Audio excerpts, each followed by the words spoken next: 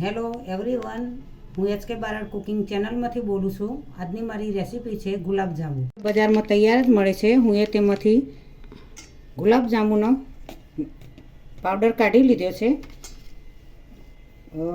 ખોળ પણ એક વાટકી છે, 400 ગ્રામ જેવી. અડધો કપ દૂધ છે. પાવડર તૈયાર છે, તેમાં અડધો કપ દૂધ એડ કરીશું હાથ વડે.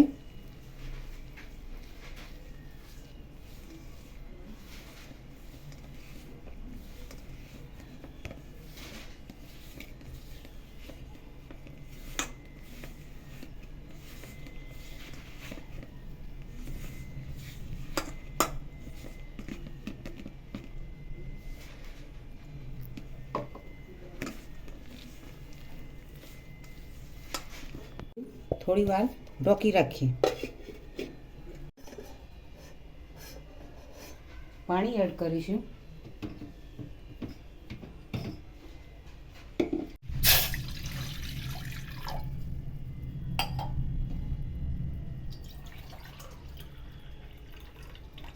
એક ગ્લાસથી 2 ગ્લાસ જેવું પાણી એડ કરીશું. હવે તેમાં 400 ગ્રામ જેવી ખોળ એડ કરીશું. ધીમે ધીમે ચાસણી થવા દઈએ. તેમાં ચાસણીની અંદર એલાયચી એડ કરીશું.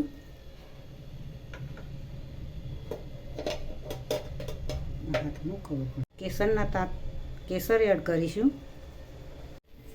4-5 મિનિટ રવા દીધો. થોડું ઢીલો રાખવો પડશે, કાઠો લોટ ના થઈ જાય કઠિન, તે જોવાનું છે.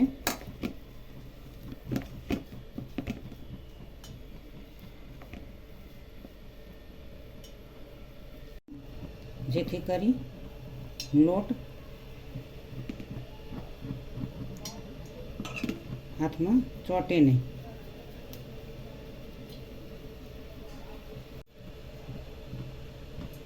આ રીતે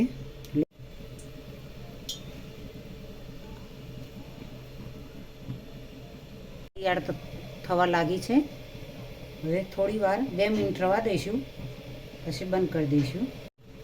લુવાઈ એ રીતે કરવાના છે કે ચાસણી તૈયાર થઈ ગઈ છે, તો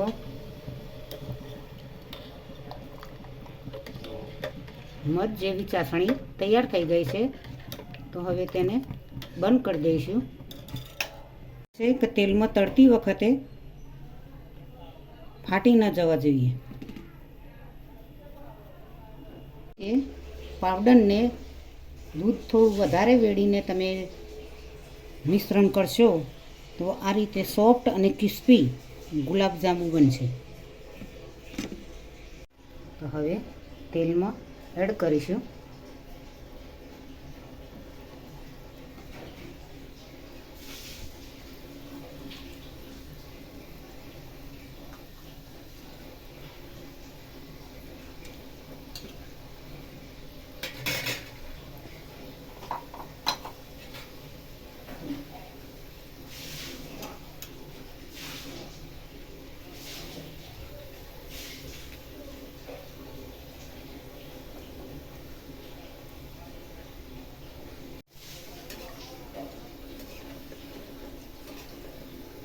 આ રીતે લાલ કલર જે લાલ થવા જોઈએ, થોડી પણ કચાશ રહેવી જોઈએ નહીં.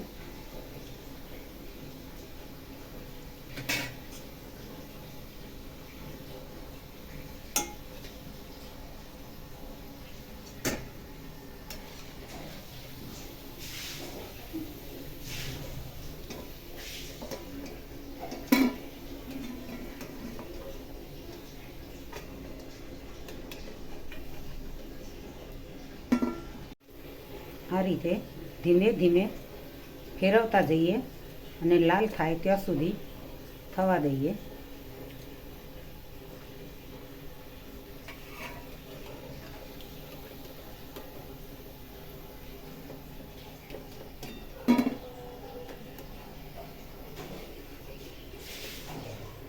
તૈયાર છે આ રીતે.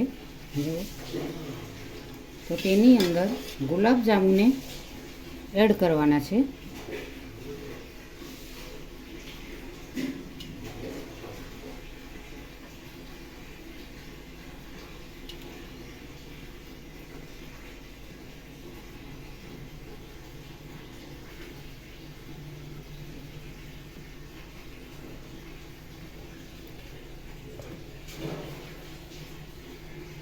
હવે એને એડ કરીને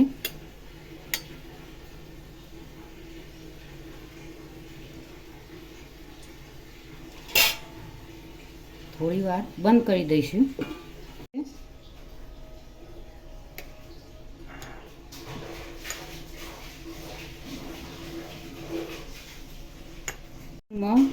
ગુલાબજાંબુ તૈયાર થઈ ગયા છે. બાઉલમાં સર્વ કરીએ.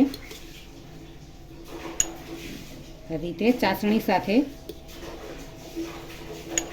રેસીપી તૈયાર થઈ ગઈ છે. મીઠા એવા સારા એવા ગુલાબજાંબુ તમે ઘરે પણ બનાવી શકો છો. ફેસ્ટિવલ પર પણ તમે બનાવી શકો છો. જન્મદિવસ પણ તમે બનાવી શકો છો. કોઈ વાર તહેવાર હોય, લગ્ન પ્રસંગ હોય તો પણ બની શકે છે. તો મિત્રો, આજની મારી રેસીપી તમને ગમી હોય તો મારી ચેનલને સબસ્ક્રાઈબ કરજો, મારા વિડીયોને લાઈક કરજો, શેર કરજો, બને તો કોમેન્ટ કરજો.